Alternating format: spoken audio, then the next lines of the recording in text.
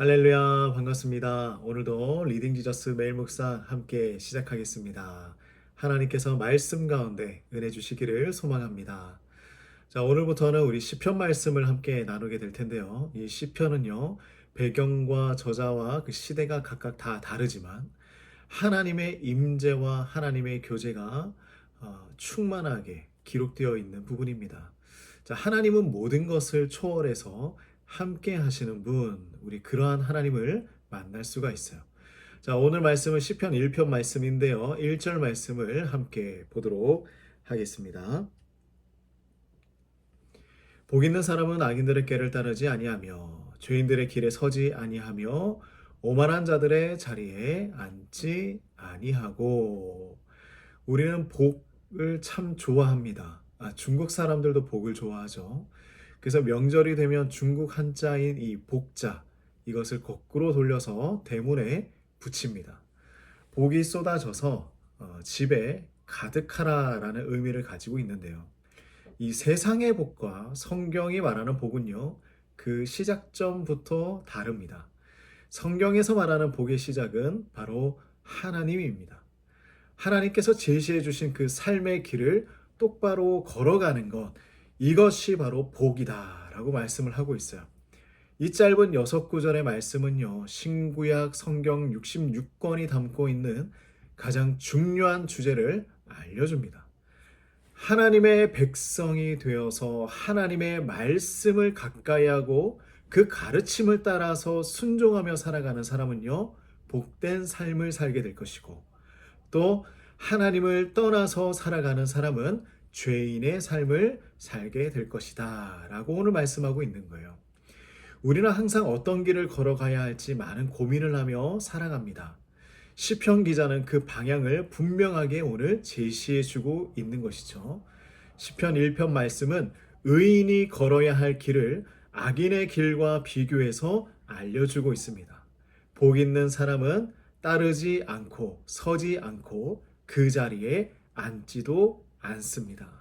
그렇다면 악인의 길을 따르지도 서지도 앉지도 않는 하나님의 성도들은 무엇을 따르며 서 있어야 할까요? 자, 2절 말씀입니다. 함께 봅니다. 오직 여호와의 율법을 즐거워하여 그의 율법을 주야로 묵상하는도다. 자, 하나님의 성도들은요, 하나님의 말씀을 즐거워하는 사람들입니다. 하나님의 말씀을 즐거워하십니까? 하나님의 말씀을 밤낮으로 사랑해서 묵상하는 사람이죠. 그래서 하나님은 이 율법을 기뻐하고 소원을 가지고 있는 사람들을 향해서 이러한 사람이라 칭찬하십니다. 자, 우리 3절도 한번 읽어 보겠습니다. 그는 시냇가에 심은 나무가 철을 따라 열매를 맺으며 그 잎사귀가 마르지 아니함 같으니 그가 하는 모든 일이 다 형통하리로다. 자, 늘 푸른 잎사귀가 피어 있는 나무를 보신 적이 있으십니까? 계절마다 열매를 맺는 나무를 보신 적 있으십니까? 잎이 마르지 않고 열매를 맺기 위해서는 얼마나 많은 일이 일어나야 하는지 아십니까? 아주 세밀하고 구체적인 일들이 있어야 합니다. 우리의 삶에 열매를 맺게 하시는 이 모든 일을 형통하게 하시겠다라고 하나님 말씀하시죠. 그런데 열매를 맺고 마르지 않도록 하는 이 일이 원어로 보면 한 번에 끝이 나는 것이 아니에요. 앞으로도 계속해서 의인이 하는 모든 일이 형통하게 될 것을 약속해 주십니다. 이런 하나님의 말씀을 묵상하는 우리는 얼마나 행복한 삶을 살아가고 있습니까? 그와 반대로 살아가는 사람들이 있습니다. 이들은 이런 행복한 삶에 참여하지 못한다고 말해주고 있는 것이죠. 자, 우리 4절 5절을 함께 보겠습니다. 악인들은 그렇지 아니하며 오직 바람에 나는 겨와 같도다. 그러므로 악인들은 심판을 견디지 못하며 죄인들의 의인들의 모임에 들지 못하리로다. 자, 하나님의 말씀과 멀어진 사람들은요, 악인의 길에 서고 오만한 자리에 앉아 있었으나 이제는 심판의 자리에도 서지 못하고 의인들의 모임에도 서지 못한다라고 이야기하십니다.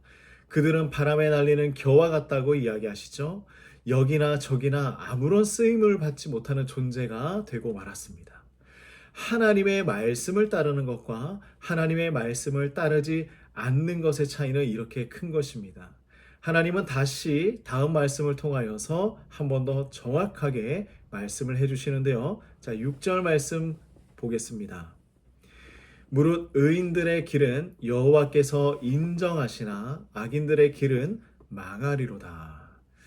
인정하신다는 것은 아주 큰 의미가 있어요. 뭐냐면 첫째 아이가 태어나고 옹알이를 지나서 첫 한마디 이야기하죠. 엄마, 아빠 이렇게 말을 했을 때 부모라면 다 경험하는 일일 것입니다. 그런데 중요하게 살펴야 하는 사실이 하나가 있어요. 이 아이가 아빠라고 불렀을 때에 이 아이에게는 확신이 있는 것입니다. 지금 내 눈앞에 있는 이 사람이 나의 아빠다라는 것입니다. 그리고 나의 엄마다라는 것이죠. 그렇다면 하나님께서 우리를 인정해 주셨다라는 것은 무엇입니까? 너를 의인으로 인정하셨다라는 것은요, 우리와 인격적인 관계를 맺어 주신 것입니다. 이제 나는 너를 안다라는 하나님의 선포인 것이죠. 이제 시편을 읽다가 보면요, 인간 자체만이 아니라 언제나 하나님과 연결시켜서 인간을 이해할 수 있게 됩니다. 인간은 하나님을 통해서만 이해할 수가 있는 거예요. 하나님께서 인정하시는 성도, 하나님께서 인정하는 하나님의 백성들, 얼마나 좋을까요? 하나님께서 이제 너를 안다라는 고백을 받는 우리 모두가 되길 소망합니다.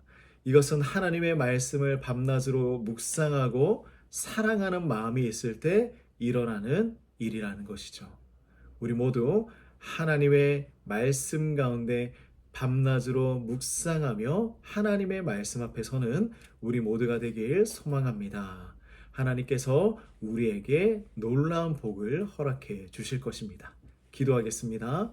하나님 아버지 참으로 감사합니다.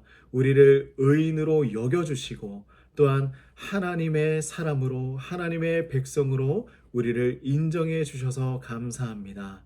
하나님, 우리가 하나님의 그 말씀 날마다 묵상하며 그 말씀 안에 거하며 오늘 이 하루도 힘차게 살아갈 수 있도록 인도하여 주시옵소서. 우리의 생명의 빛이 되어 주시옵소서. 예수님의 이름으로 기도드립니다. 아멘.